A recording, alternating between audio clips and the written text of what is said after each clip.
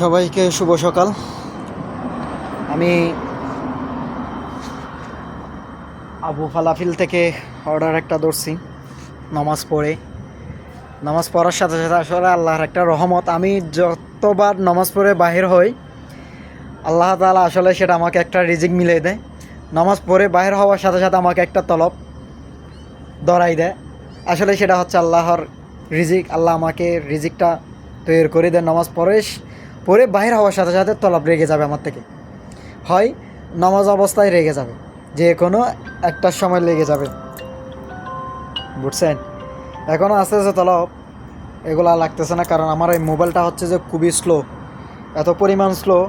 অন্যজন থেকে তলব আসে 2 সেকেন্ড আগে, আমার থেকে তলব আসে 2 সেকেন্ড পরে, কারণ মোবাইল স্লো। তো এই কারণে ইনশাল্লাহ মোবাইলও একটা নিতে হবে, কারণ এই কাজের জন্য যত ভালো মোবাইল নিতে পারে ততই কাজ বেশি করা যায়।